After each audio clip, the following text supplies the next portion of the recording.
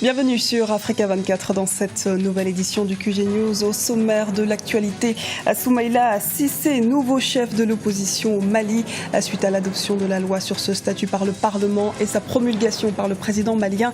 Il a été officiellement désigné ce mardi par son parti, l'Union pour la République et la démocratie.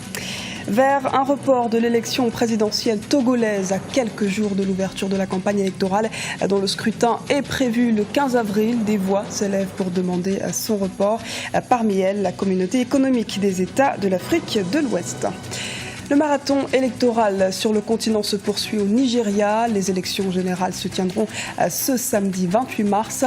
La campagne bat son plein. La jeunesse et l'emploi sont au cœur des débats. Mais avant de développer ces titres, le gouvernement guinéen appelle au dialogue. Il a invité ce mercredi la classe politique aux discussions, jugeant exagéré l'appel des trois principaux partis de l'opposition qui appellent à manifester contre le pouvoir du président Alpha Condé. Les autorités souhaitent rétablir la confiance nécessaire au processus électoral tout en préservant la paix sociale. L'opposition, quant à elle, dénonce la tenue de l'élection présidentielle fixée à octobre 2015. Avant les locales fin mars 2016. Elle a d'ailleurs suspendu sa participation au Parlement et à la Commission électorale nationale indépendante pour marquer son désaccord avec le calendrier des élections présidentielles et locales.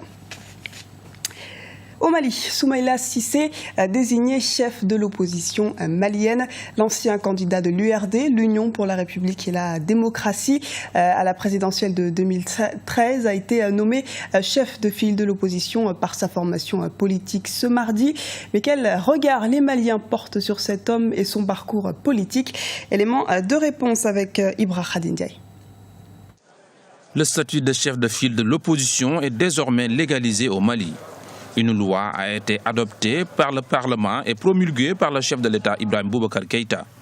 Et c'est Soumaïla Cissé, le président de l'URD, l'Union pour la République et la démocratie, qui incarne ce statut. D'abord, pour parler de cette décision, elle a été bien accueillie en ce sens que la loi a été votée et on pense qu'il fallait vraiment structurer le rôle de l'opposition, lui donner une stature officielle. Alors, et le choix de Soumaïla Cissé, je pense que c'était une bonne chose. Soumaïla Cissé a beaucoup évolué. C'est vrai qu'il est sur l'échiquier politique national depuis longtemps. On lui a reproché des choses, mais il a beaucoup mûri et il a sauvé surtout le processus malien. Sa formation politique dispose au sein de l'hémicycle 17 députés sur les 147 que compte l'Assemblée, ce qui lui confère, selon la loi votée et promulguée, le statut de chef de file de l'opposition, qui revient au parti de l'opposition qui a le plus grand nombre de députés à l'Assemblée nationale. Mais la rue malienne retient surtout sa ligne politique et son combat au sein de l'opposition. Depuis qu'il est là, il est député à l'Assemblée nationale. Il a des prises de position qui vraiment rencontrent l'assentiment général. Donc, je pense qu'aujourd'hui, Soumaïla Cissé est l'alternative. Et je pense qu'il l'a compris et qu'il se pose lui-même comme tel. L'homme n'est plus à présenter dans la vie politique malienne. Ancien candidat à la présidentielle de 2013 où il est arrivé au second tour face à l'actuel président de la République.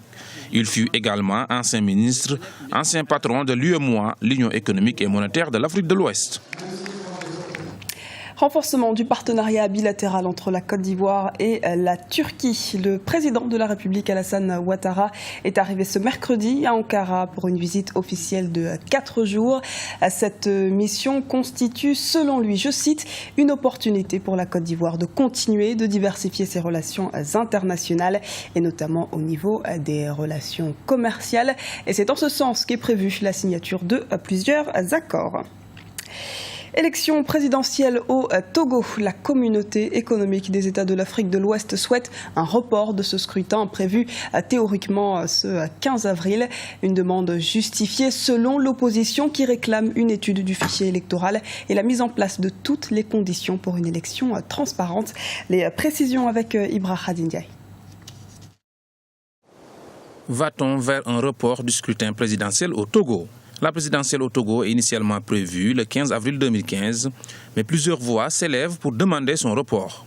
La dernière en date est celle du chef de l'État ghanéen et président en exercice de la CEDEAO, la communauté économique des États de l'Afrique de l'Ouest, John Dramani Mahama, qui propose le renvoi de l'élection présidentielle à une date ultérieure. La demande de la CEDEAO qui est exprimée par le biais du président en exercice, qui est le président ghanéen, est une démarche qui me satisfait personnellement parce qu'elle démontre déjà que l'Afrique commence à être mature et adulte pour pouvoir traiter ses problèmes. Donc, l'intervention du président de la CEDEAO contribue à la stabilisation de l'environnement politique au Togo. Et c'est une très très bonne initiative qui permet de reporter les élections de manière en sorte que toutes les parties aillent aux élections sans qu'il y ait un contentieux préalable. L'objectif de ce report est de favoriser l'organisation d'un scrutin apaisé, une condition sine qua non qui passe nécessairement par un réexamen du fichier électoral, véritable pomme de discorde entre l'opposition et la majorité présidentielle. Il faut que la transparence des élections soit au rendez-vous. Nous n'accepterons pas des élections qui ne soient pas transparentes. Le président de la CEDEAO, John Dramani Mahama, était en visite à Lomé ce mardi 24 mars. Il a en effet reçu tous les différents candidats ainsi que les représentants de la CENI, la Commission électorale nationale indépendante.